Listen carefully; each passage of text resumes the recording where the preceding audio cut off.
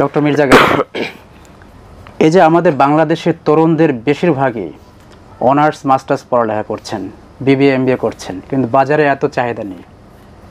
বাংলাদেশ পরিসংখ্যান ব্যুরোর একটা রিপোর্ট প্রকাশিত হয়েছে, সেখানে বলা হচ্ছে বাংলাদেশে এই মুহূর্তে বেকার জনসংখ্যা 25,90,000, যার 12% উচ্চশিক্ষিত। আবার প্রতি 100 জন স্নাতক ডিগ্রিধারীর মধ্যে 47 জনই বেকার। এই গত বছরের লাস্ট 3 মান্থ এ তুলনা করলে চলতি বছরের প্রথম 3 মাসে প্রায় 2.5 লাখ বেকার বেড়েছে। তো এই ক্ষেত্রে বিশেষজ্ঞরা বলছেন যে দক্ষতা ভিত্তিক আর কি মানব সম্পদ গড়ে তোলার উদ্যোগ গ্রহণ করতে হবে।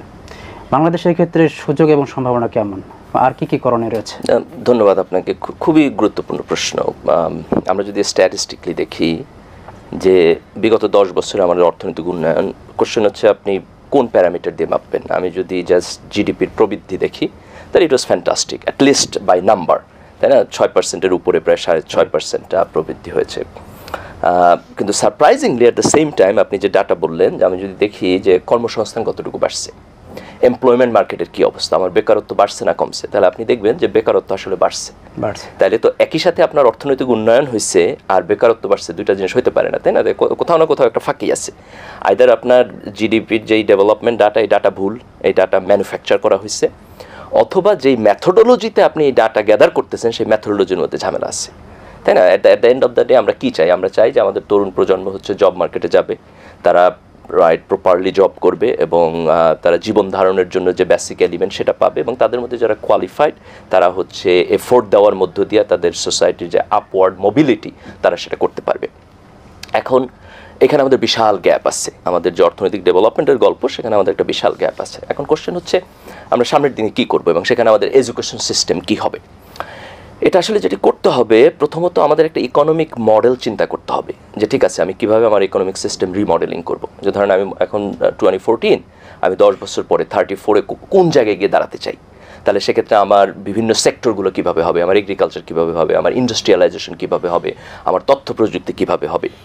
এবং আমি যদি সে মডেলিং করতে পারি তাহলে আমি একটা প্রজেকশন করতে পারবো যে আমার কী পরিমাণ ম্যান পাওয়ার লাগবে down the road after 10 years, and then I can just look into আমার কী পরিমাণ ম্যান পাওয়ার আছে, আমার প্রজেকশন কী, এবং যেখানে আমি গ্যাপ পাবো এবং কি মানে সেটা সেক্টর ওয়াইজ এক্স্যাক্টলি, এবং যেখানে আমি গ্যাপ পাবো আমার এডুকেশন সিস্টেমকে আমার রিমডেল করতে হবে যাতে করে আমি গ্যাপকে অ্যাড্রেস করতে পারি। এখানে দুইটা গ্যাপ আমাদেরকে আইডেন্টিফাই করতে হবে, একটা হচ্ছে আমার লোকাল ইকোনমি, আমার বাংলাদেশের ইকোনমি এখানে, এবং আরেকটা হচ্ছে যে গ্লোবাল ইকোনমিতে আমার যে ম্যান পাওয়ার এক্সপোর্ট করার যে সম্ভাবনা।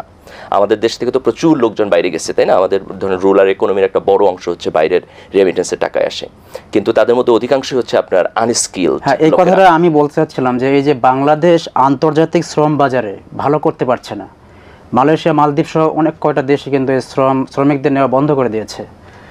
এই ক্ষেত্রে আমাদের আসলে করণীয় কি? এখানে মৌলিক জিনিস আমি যেটা বলতেছিলাম যে আমার স্কিল ম্যান পাওয়ার বাইরে পাঠাইতে হবে। আপনি যদি মিডল ইস্টের মার্কেট দেখেন, যেখানে আমাদের প্রচুর লোকজন গেছে, আমাদের বাংলাদেশের লোকেরা মূলত আপনার একেবারে লোয়ার টায়ারের কাজ করে। আপনি যদি ইন্ডিয়ান লোকদের দেখেন, ভিয়েতনাম থেকে যারা আসতেছে, থাইল্যান্ড থেকে যারা আসতেছে, they are doing a different type of jobs rather than আমাদের পিপল, তারা খুবই লো পেইড।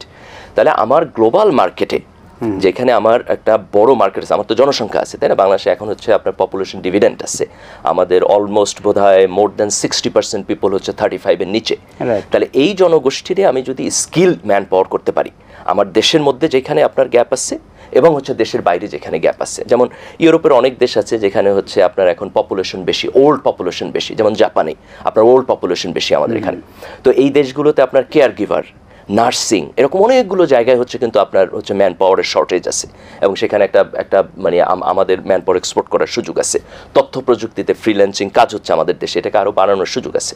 তাহলে আমাদেরকে দুইটা কাজ করতে হবে, একটা হচ্ছে আমার লোকাল ইকোনমিক রিমডেলিংয়ের জায়গায় গ্যাপটা আইডেন্টিফাই করতে হবে, আর হচ্ছে আমার ইন্টারন্যাশনাল মার্কেটে গ্যাপটা আইডেন্টিফাই করতে হবে, অ্যান্ড দেন আমার এডুকেশন সিস্টেমকে আমি রিমডেল করবো যাতে করে আমি এই ম্যান পাওয়ারটা তৈরি করতে পারি। আমরা জেনারেলি এডুকেশন সিস্টেমকে ফিলসফিক্যালি দেখি যে আপনি এডুকেশনের মধ্যে হচ্ছে আপনার ইতিহাস শিখবেন, ভূগোল শিখবেন, এথিক্স শিখবেন, তাই না? এটা ঠিক আছে, এটা 12th গ্রেড পর্যন্ত ঠিক আছে, আপনি স্কুল এডুকেশন এভাবে রিডিফাইন করবেন। কিন্তু 12th গ্রেডের পরে যে এডুকেশন, সেই এডুকেশনটা আপনার যেই সাবজেক্টের হচ্ছে এমপ্লয়মেন্ট মার্কেট নেই, আমার সেখানে মোর পিপল ইনভেস্টমেন্ট করা উচিত না, বরং সেই জায়গায় আমার এডুকেশনটা হবে skill based. Science based, technology based, information technology based, তাই না? সবার আপনার হচ্ছে ব্লাইন্ডলি হায়ার এডুকেশনে যাওয়ার দরকার নাই, কিন্তু সেখানে আমি যদি ইকোনমিক রিমডেলিং না করি তাহলে কিন্তু আমার এই এডুকেশন রিমডেলিং হবে না। এই দুইটা জিনিসকে আমাকে একসাথে নিতে হবে। এখানে খুব ভালো এক্সাম্পল হলো, আমরা যদি রিসেন্ট টাইমে দেখি, আপনি চায়নাকে দেখেন, তাই না? আপনি সাউথ কোরিয়াকে দেখেন, আপনি সিঙ্গাপুরকে দেখেন। খুব বেশি দিন আগে না এই দেশগুলো আমাদের মতোই ছিল, রাইট, তাই না? উইদিন ফিউ ডেকেডস তারা ড্রাস্টিক চেঞ্জ করছে।